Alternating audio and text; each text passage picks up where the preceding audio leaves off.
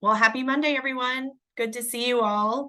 We're excited for the panel we have later today. And yes, hi, Mary. If you are new to the call, or even if you're not, we would love if you wanted to just introduce yourself in the chat and where you're coming from. We're happy to see everyone here. We'll remind you at the end of the call, but we are taking a break after this call for the month of November with the holidays. So we will be back. Our next call will be December 4th, and we'll remind you at the end. We have a pretty full panel today, so we will do national updates in the chat this Monday. So if you want to if you have a national update, if you don't mind just throwing it in the chat, we'll read through those and also post those on the Maddie's Pet Forum. But I would love to hand it over to Kelly to announce the monthly Maddie's winners. Hey, thanks, Claire. Yeah, I'm gonna make this really quick because we've got a really big call ahead of us. So let me share my screen. And can everybody see this? Get a thumbs up. Okay, awesome. Let me into presenter mode. All right, so our October winners for our community conversations giveaway and our Maddie's Pet Forum giveaway. We've got one winner of $5,000 for the community conversations, and that's Karina Reyes of Citizen Canine Senior Dog Rescue. Congratulations, Karina. Thank you. Yeah, we're so glad you're on, Karina. Yeah, I'm glad to be on, and totally, completely honored and bowled over that we somehow managed to get this great grant, and we really, really appreciate it. Oh, that's awesome. Well, thank you so much for all the work that you do. Thank you. Yeah, and we're going to move on to our Maddie's Pet Forum winner. One winner of $3,000 this month, and that is Steve Gorski of Animal Care League in Oak Park, Illinois. Steve, are you on? I'm not sure if Steve's on. Karina, it sounds like you might know him, though. I know the Animal Care League, and we were at a fundraising event yesterday. I didn't see Steve, but there were a couple of other people there at the same fundraiser. So, I mean, that's awesome. I've worked with Animal Care League. We've taken some of their dogs before, and they've helped us out. So I consider them, beloved partners. Yeah. Oh, that's so great. What a fun coincidence that it was two groups that know each other that were our winners. Yeah, and both from Illinois. Yeah. Awesome. Well, thank you, everyone. And be sure to enter to win. I think either Amber or Irene will drop the link in the chat so that you can enter to win. And Claire, back to you. Thanks so much, Kelly. I will, and yes, just a reminder, if you could put national updates in the chat, we will read through those. And I would love to kick it over to Shanye. Yes, so I am so excited to launch off this panel today. We want to thank everyone that joined us last week for the journey into ethical fundraising. And today we're going to continue that conversation by diving into the world of animal grant making, bringing experts together from various well-known animal well-being organizations. Our panel today will be moderated by Stephanie Macgill, who is the founder of 615 Oracles and has a strong background in fundraising. Our agenda today is going to be packed with valuable insights on ethics and community centering and grant decision making. So given the depth of our discussion, again, we do ask that you post any additional updates or questions into the chat where we will monitor, but we aim to provide our panelists with ample time to answer today. So I'm going to go ahead and kick it over to Stephanie Macgill, who will lead us through the introductions and discussions from our panel. Sounds good. Thank you so much. Yeah, this is going to be a really robust conversation. We have 4 amazing representatives from different funders today, and we're hoping to give y'all an insight into what goes on at the decision-making tables at these foundations, how they're approaching philanthropy, and what's new and different there. So would love for each panelist to introduce themselves. If you could tell us who you are, who do you work for, what's your role, and what is the favorite part of your job at your organization? So, Rory, would you like to kick us off? Yeah, I'm sorry, I'm like at a friend's house right now up in Portland, Oregon, and so my internet is a little bit strange, and now I have like a very strange background, so I apologize. I am Rory Adams. I'm the senior manager of adoption initiatives for PetSmart Charities. Been in animal, been doing animal work for about 15 or 16 years. Previously with American Pets Alive, and Maddie's Fund for a time. Really excited to be here. Also a trans person in the space, which is important for to my identity. So using he, they pronouns. And thank you so much. I'm thrilled to be here. And the favorite part of my job, I think for me, I am pretty new to PetSmart Charities. I am incredibly excited to be learning about and connecting folks as sort of a catalyst funder to resources that exist in the space and to one another, and meeting new people and learning about incredible life-saving programs around the country. Very cool. Thank you, Rory. Catalyst funder. I love that. If we have time, I'd love for you to tell us more about what that means to you. But for now, let's go on to Nadia. Hi, I'm Nadia. I'm the California Program Manager for the UC Davis Koret Shelter Medicine Program. I work specifically in the California for All Animals Grants Program, which provides direct funding to animal shelters, animal control agencies in the state of California. I would say my favorite part about my job is working with animal shelters across the state. Prior to joining Koret Shelter Medicine Program, I focused in Los Angeles County. So my world was actually really tiny, even though we're a huge county. And just over the course of a year, my view on animal sheltering has grown even more. And I have built relationships with organizations that, to be quite honest, I didn't even know existed prior to this job. So yeah, I really enjoy the partnership piece and just seeing the growth that we're enabling organizations to experience. Thanks, Nadia. I love a lot about that. And the word partnership really pops out there. And I think is something really important for everyone on this call to remember, that good fundraising is based on partnerships. And so hopefully we'll get a chance to dive into that more. But partnering and not just transacting is a really key part of meaningful fundraising. So Irene, tell us about you and who you work for, if we don't know, and what your favorite part of your job is. Hi, everyone. I'm Irene Chancellong, a senior grant specialist at Maddie's Fund, and I've been in the philanthropic field for about a decade, and this is the third family foundation that I've worked for. I've also been in the fundraising space, so I have a lot of appreciation for the work of all of the organizations who conduct fundraising. And besides giving grants out, I love spending part of my Monday morning with you all. Thank you, Irene. And Jen. Hey everyone, I'm Jen Naitaki, and I currently work for Michelson Found Animals Foundation. We are a private operating foundation in Los Angeles. My role here is VP of Programs and Strategic Initiatives, and I think one of my favorite parts of my job is just being able to challenge some of the assumptions that we make in animal welfare, and also through that having an opportunity to try and find solutions for some of the root causes that are impacting the human and animal bond.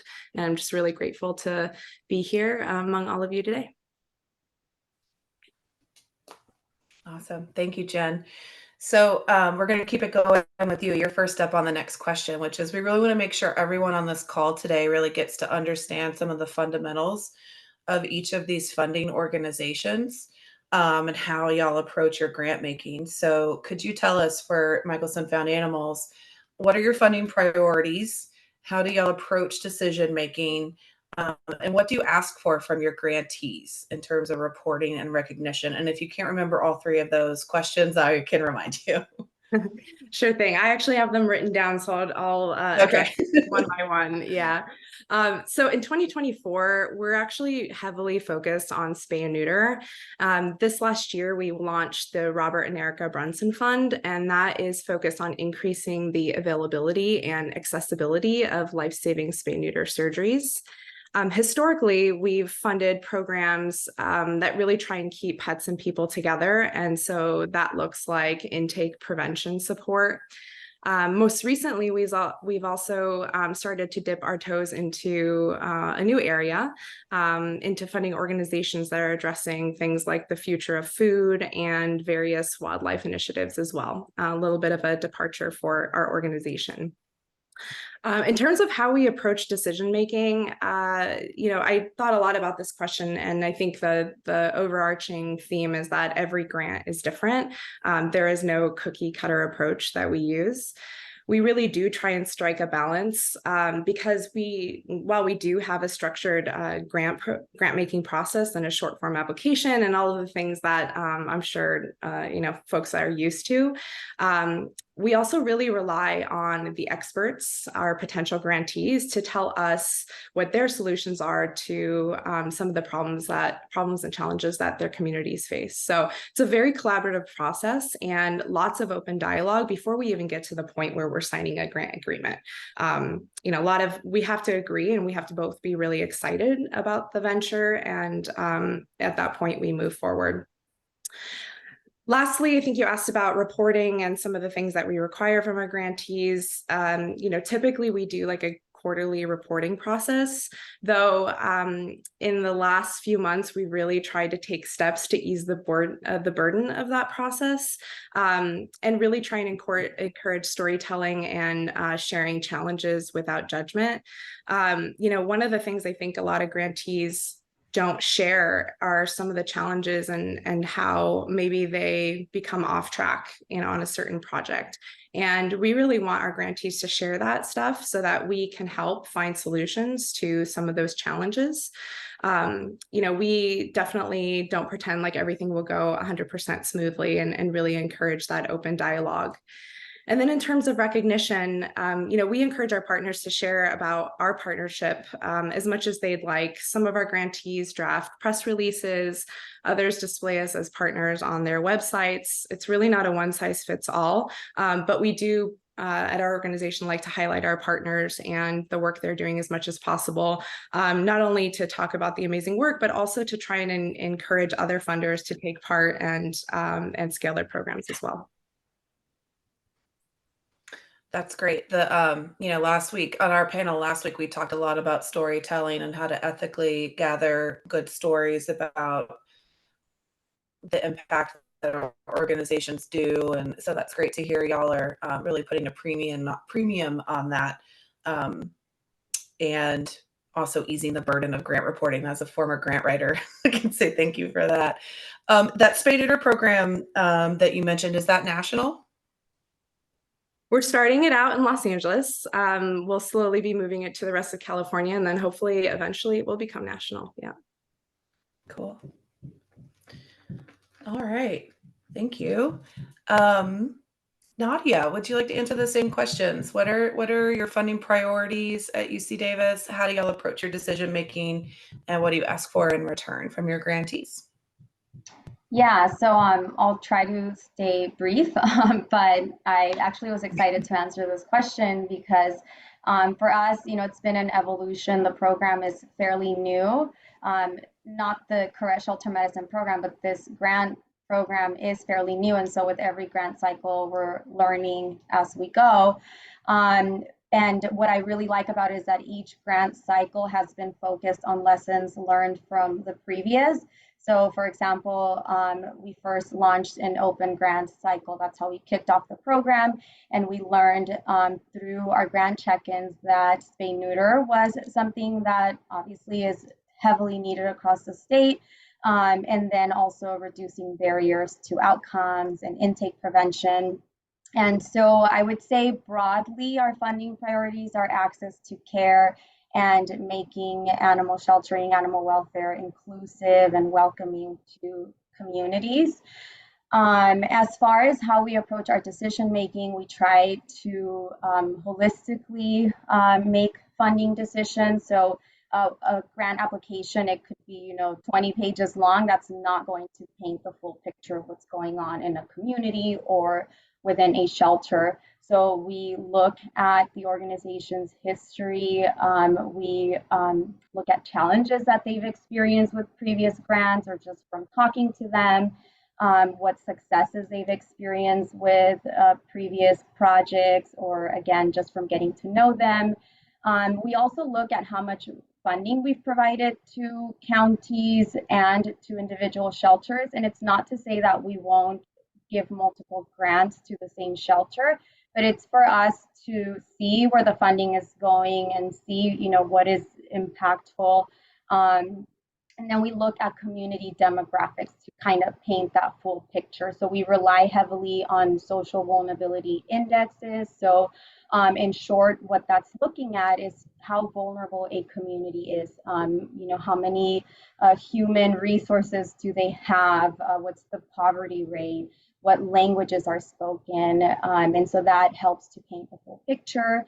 And our review process, especially for this last grant cycle that we just had, it is becoming a little bit more expansive on our end. So we are spending a lot of time reviewing our applications, having discussions. We're not aiming to make all funding decisions in one sitting. As tedious as it is to have to sit through multiple meetings, we want to make sure that we are discussing these applications thoroughly, that if we have follow-up questions or if an application feels incomplete, that we're actually going back to the applicants and we're giving them time to revise or to expand so that we are making a fully informed decision. We also are prioritizing those high vulnerability communities. So we're intentionally setting up the process so that we start the review process with the highest vulnerability communities and we end with those in the lowest vulnerability communities. And then we have an advisory council as well, so that we have that objective feedback before we make any final decisions. Last thing, so, what data do we collect? And I will expand more on this in the next question. But for now, I'll say, we collect intake and euthanasia data. So very simple. We're not going to be asking for all this information that we really don't need. And then as far as like project related metrics, we also try to keep it very minimal and barrier free. Yay for minimal and barrier free. Again, I can't just emphasize that enough, how helpful that is for grantees. And Nadia, I probably should have asked you this to begin with, but I'm going to throw a curveball here. Could you make sure everyone on the call understands the mandate of the funding y'all are stewarding? And you only fund in California, and what the purpose of the funding is that y'all are working with? Yeah, so this is government funding, I guess, to put it, shortly or briefly. And so part of the trailer bill is just very plainly laid out is that we are aiming to reduce euthanasia in the state of California. So we do get a lot of foster-based organizations who come to us and say, hey, like we also want some funding. And so in those instances, we are encouraging them to partner directly with animal shelters, because the way that the trailer bill was written for this funding is so that the funding goes directly to animal shelters. And so the reason we're asking for intake and euthanasia data is because we want to see over the course of this program, is euthanasia actually decreasing? And I will say we are only going to scratch the surface. $50 million is a lot of money, but it is only going to scratch the surface, if that, of these huge systemic issues that California and the nation has been experiencing within our field. Mm-hmm. Okay. Thank you. Thank you for that clarification. So if you work at an animal shelter in California, this is some funding that you definitely want to be paying really close attention to. And if you're not an animal shelter in California, partner with one to help reduce euthanasia in those shelters. Rory, could you answer the same questions for PetSmart Charities? Funding priorities, how do y'all approach decision-making and reporting and recognition requirements? Yeah, absolutely. So there are two main funding categories at PetSmart Charities currently: supporting pets and people and connecting pets and people. I'm going to be speaking today mostly about connecting pets and people, which is the grant portfolio that I work on with my team, reporting up to Heidi Marston, who's the director of Connecting Pets and People. We focus mostly on all things connection, right? So looking at adoption, thinking about new models of and updated models and equitable models of transport, funding research in the space as it relates to connecting pets and people, and also shelter diversion. So that could be peer-to-peer rehoming, and other types of shelter diversion as well. One thing that I do want to note too is that our team is relatively new. Our leadership at Charities is relatively new, with Amy Gilbreth as the president. Heidi Marston has been in the organization for about a year, and I've been in the organization for about 6 months at this point. And our team have all been with the organization between a few months and a year. So we're all relatively new on the Connecting Pets and People side of the organization, which means that we have sort of fresh eyes on one of the largest funders in the space, which has been really cool. So our funding decisions and our funding priorities are sort of getting updated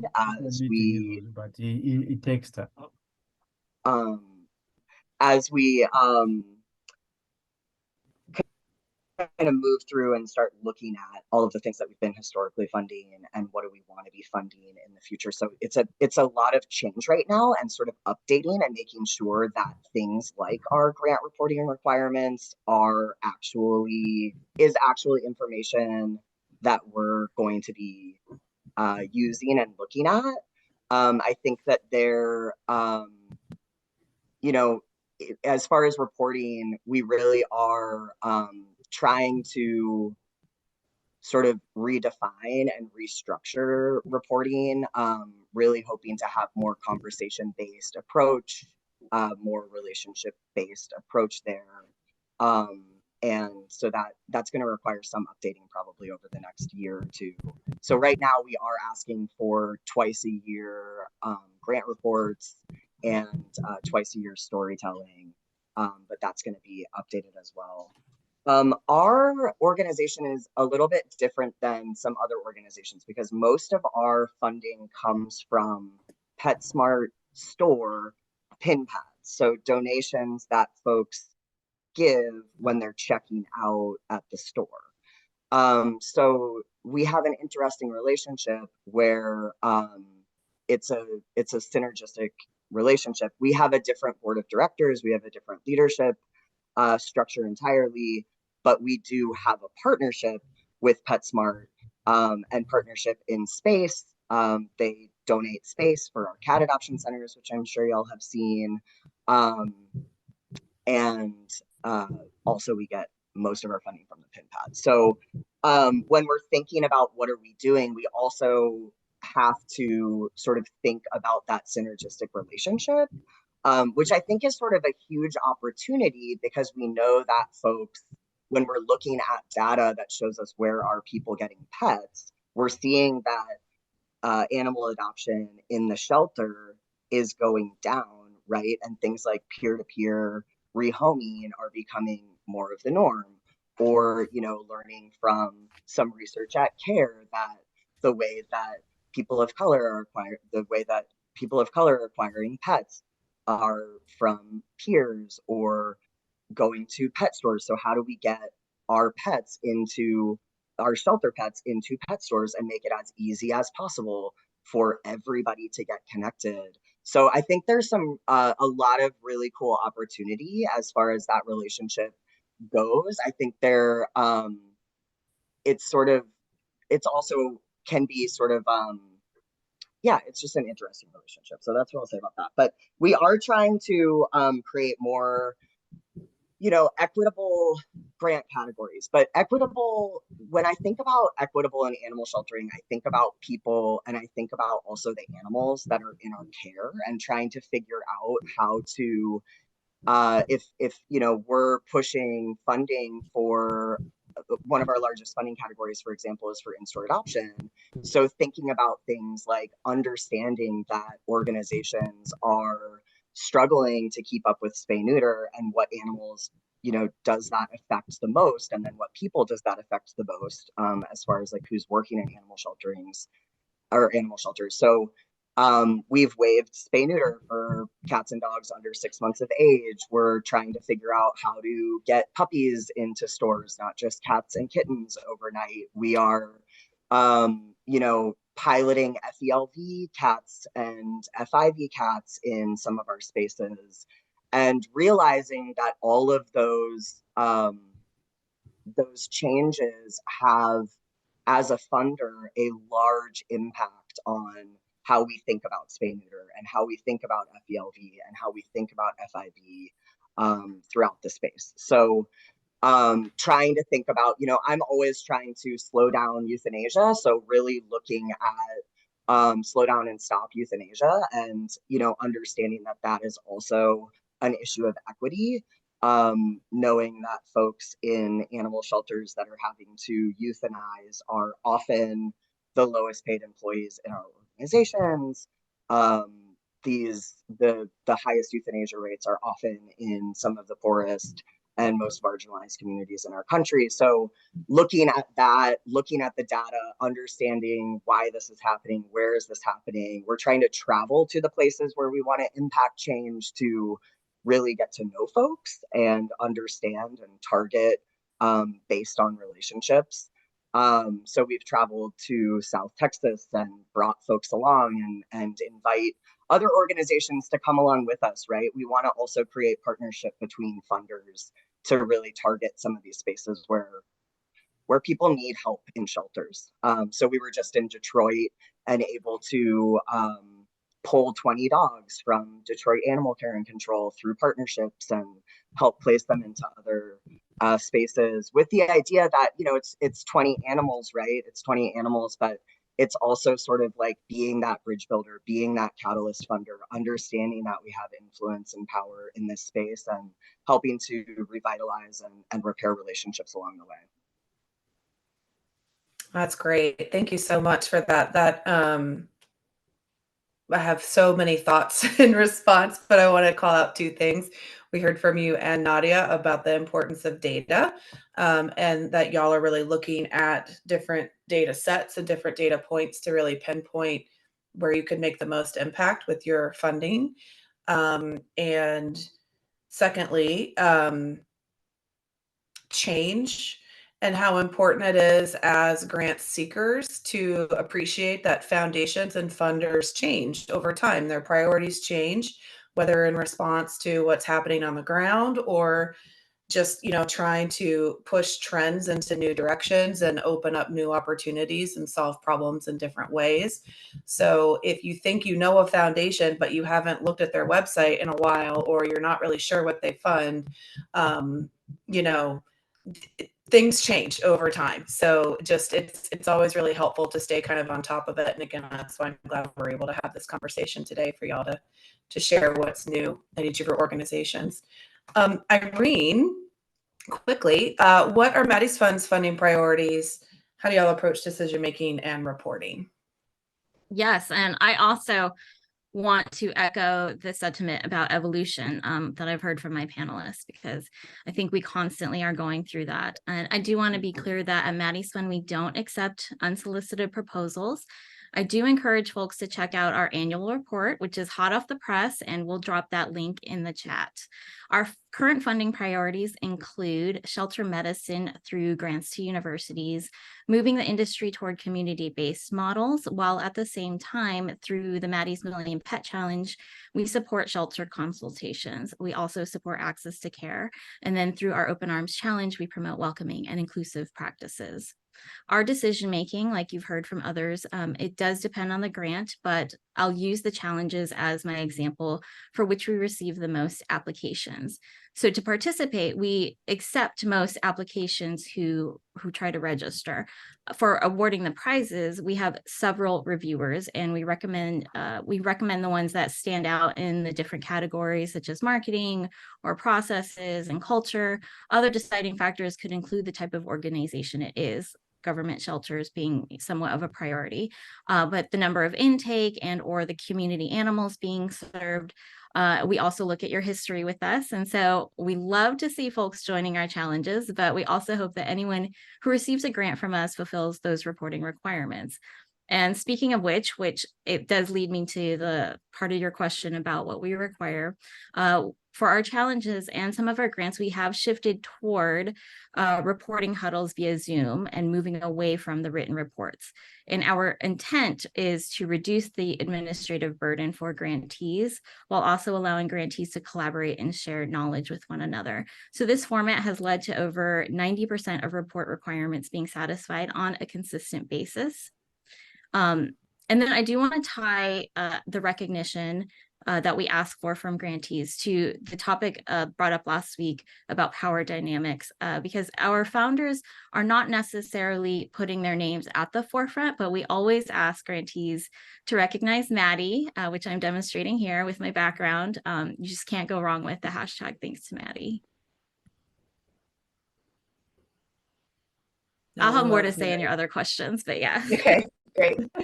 Yeah, so let's just roll right into that. So building on last week's conversation around ethical and equitable fundraising, we ended the call with a call to action to funders to think about how to leverage your power and influence to change the game.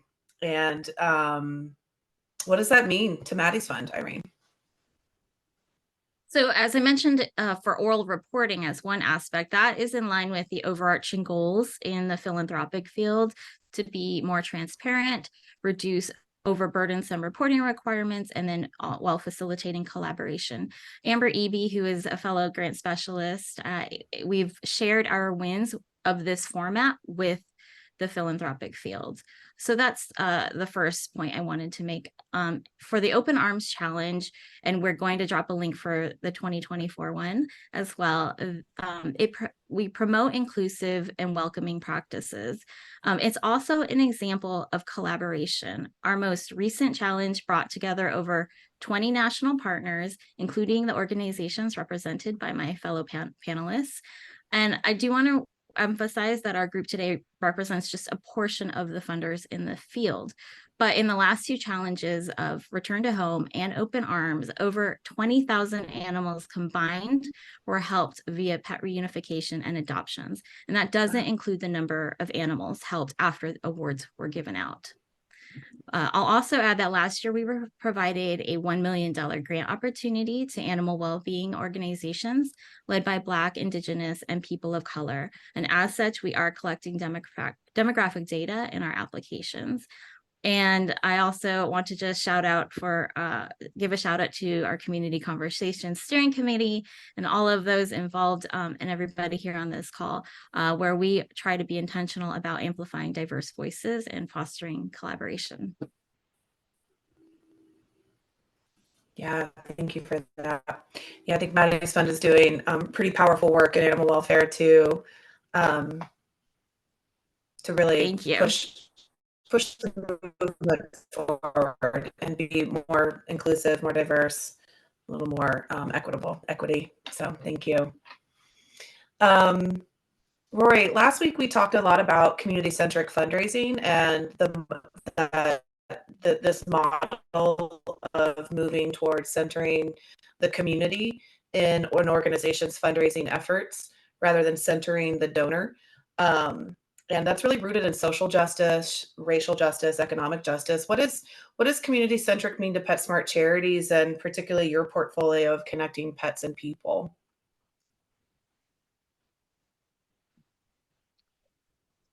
Yeah, it's such a great question, and it's something that I think about quite often. I think community-centered work is sort of constantly being redefined in animal sheltering space. I'm not sure we really have our like any sort of model for what community centric looks like yet, although there are some great organizations working towards being community centric, like Human Animal Support Services, for example, working with organizations like Lifeline Animal Project and others around the country who are really turning towards this. I think, for me, it leads into your last question about power and privilege, and thinking about how do we stay grounded, and how do we stay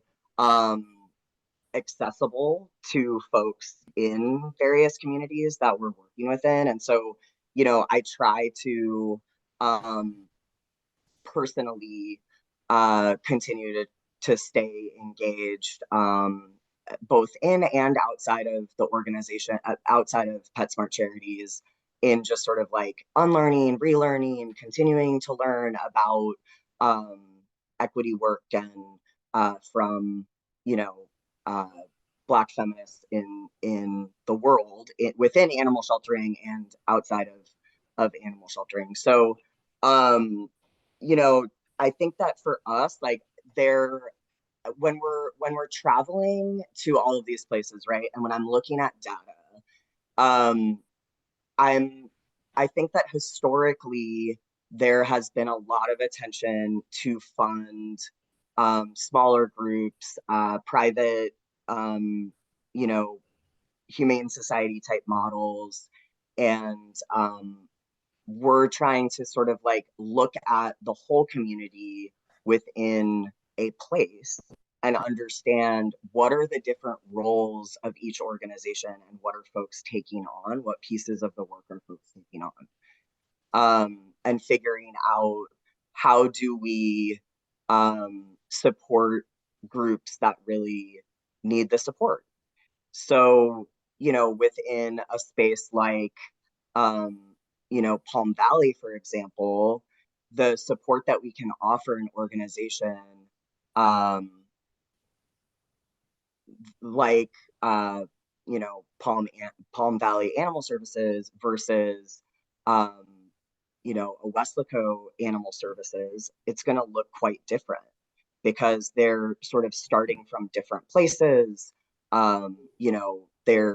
There is a way that organizations, I think, sort of rely on leadership, and having strong leadership within organizations, and sometimes we have to think about, we're funding leaders, but I'm thinking a lot recently about how does that become sustainable, right? So how do we think about a community at large? So in South Texas, I'm just gonna like keep sort of speaking to South Texas, it's like we're going to continue to fund places like Palm Valley Animal Services. We're going to continue to be partnering with them and help them get in our stores and do as many adoptions as they can and connect as many animals as possible, while also, using the opportunity of visiting them to maybe, create more partnerships with a place like Weslaco, so that we can have those folks also apply for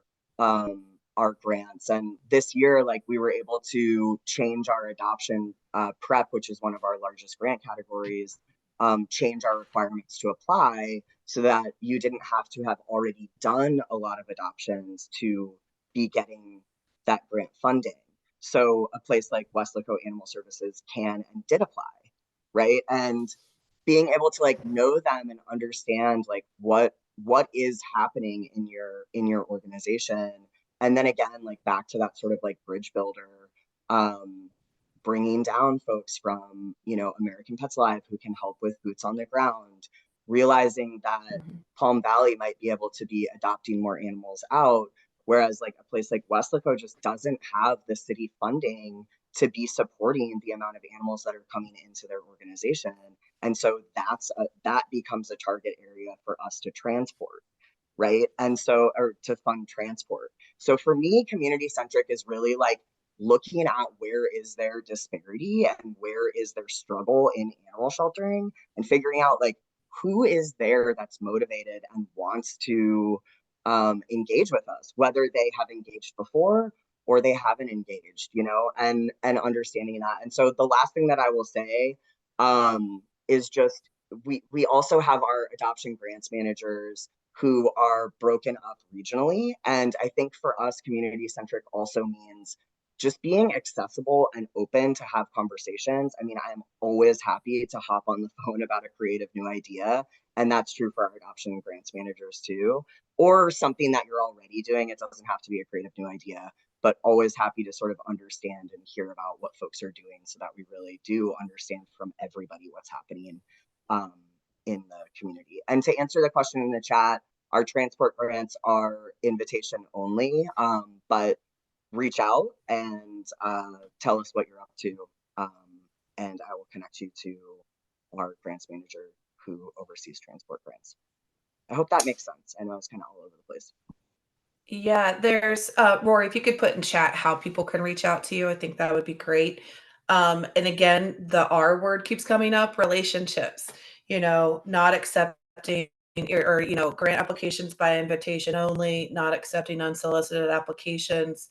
To be invited, you know, these funders need to know you, need to know your organization. You need to know and understand how to tell the story of the need that you're trying to achieve and the impact you're trying to achieve. And it's really about relationship building. And that takes time, and that can be hard to do when you feel really busy and, you know, everything is very urgent in this work, and it's hard work, but it's really important to take that time and build relationships with these funders so that you can get conversations going for nice grants. Okay, we've got 2 more questions, and then hopefully we're going to have time for some audience Q&A.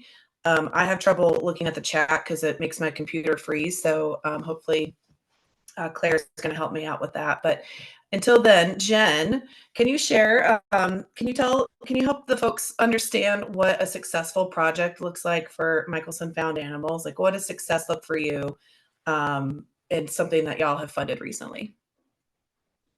Yeah, definitely. I know we're running out of time, so I'll try to keep this brief. So I'd actually like to talk about a project and a partnership that we're really proud of, and that has been really successful thus far, and we hope to continue to see that progress in future years. So that partnership is really with an organization that's local to Los Angeles called the Downtown Dog Rescue.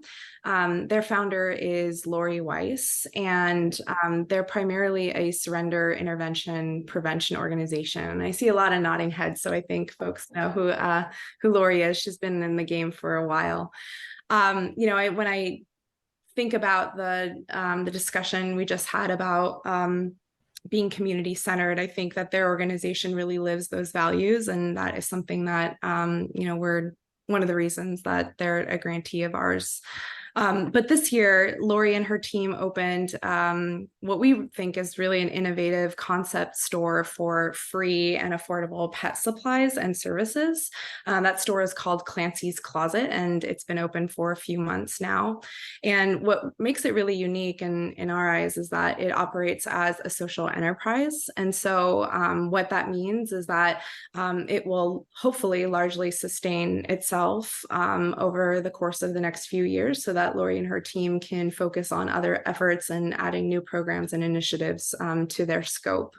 One of the other things that's really exciting is that Clancy's Closet also provides employment opportunities for formerly housed individuals who are re-entering the workforce. And that is proving to be really successful, and excited about what the future holds for them. I think it's a great example of how helping people trickles down into helping pets. You know, I know that a lot of us got into into this field because we love animals, and so much of our work has shifted to helping people and supporting and partnering with people. And I think that's a really exciting change in animal welfare.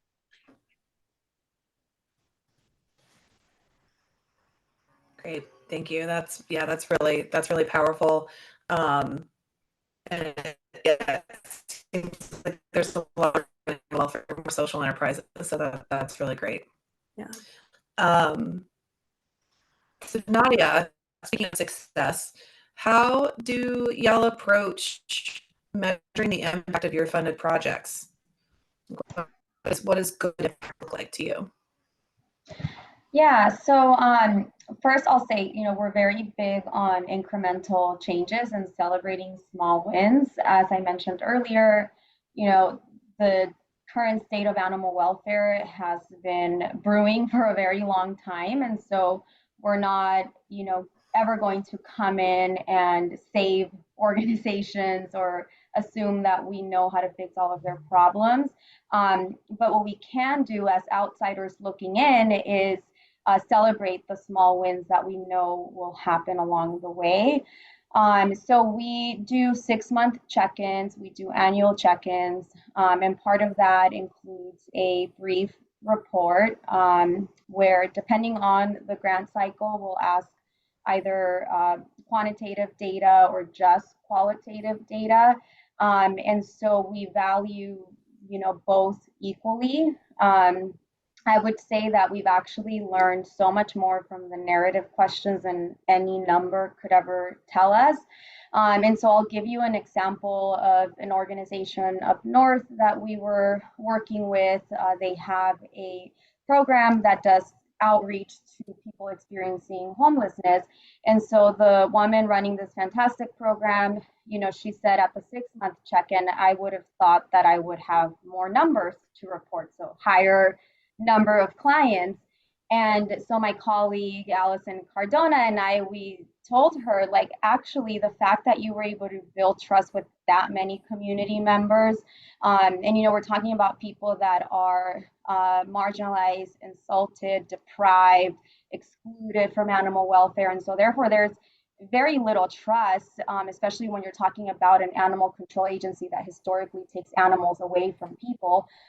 So we applauded her for those relationships that she was able to build. And so that allowed her to open up and tell us more about her process. And we were able to take some of that information and share it with other organizations. So to that end, not only is narrative important because it paints a full picture, but it also allows us to establish a relationship and build trust with the organizations that we're working with. I think, unfortunately, a lot of national organizations unintentionally or maybe intentionally can cause harm, towards the shelters that they say they're aiming to help. And so coming into this work, it was very important that, yes, we collect the data that we need to report up to the state and to show impact, but equally important is to come in and let them know we're people just like them. We're not any better than the shelters that we're funding. And in fact, we're also learning from them. So it's an exchange of information. And I hope that that is reflected in the relationships that we are developing with shelters across the state. And I will, say, the last thing that I'll say is that, we're very big on encouraging organizations to reduce barriers and to be more welcoming to their communities. And so we would be, I think, hypocritical if we were not doing the same with the shelters that we're working with. So we are aiming to make this barrier-free, as I said earlier, but also to not be elitist or classes or, causing harm along the way. Thank you, Nadia. It's really touching to hear how conscientious y'all are approaching your work. And really all the panelists today are bringing that level of thoughtfulness to it's pretty cool to be able to give out money, but it's hard because every foundation always receives more grants than they can fund. there's just not, there's never 100% fund rate, right, of what the request that you receive. So it's great to hear how everyone is being really thoughtful. We are pretty much out of time, but we did want to ask the panelists to share any links that might be pertinent to the question of, does your organization, does the foundation you work for offer any additional resources beyond financial assistance, such as networking opportunities or capacity building programs? And so if the answer is yes, and you have any links for the group, please go ahead and put those in the chat. And if anyone has any other questions, you can put those in the chat and we'll try to answer them in the Maddie's forum over the next week. And I'll hand it back to Claire and Shania. Thanks so much, Stephanie, for moderating, and Shania for co-hosting, and of course, all of our wonderful panelists. I know I learned a lot, and it's a really unique opportunity to hear sort of the behind the scenes and what grant makers are thinking, how decisions are made. So thank you all for being here. I really appreciate you. And yes, thank you, Shania. Just a reminder that, again, we won't have any more Monday calls through the month of November, but we will be starting back up on December 4th. So we hope everyone enjoys their holiday and the rest of the month. And we are excited to see you on December 4th. We'll keep the conversation going on the Maddie's Pet Forum. I know there's lots of questions that are probably brewing. And I know our panelists will be happy to look at those and keep the conversation going. So thank you so much again. And thank you, Shania, for co-hosting. Have a great rest of the week.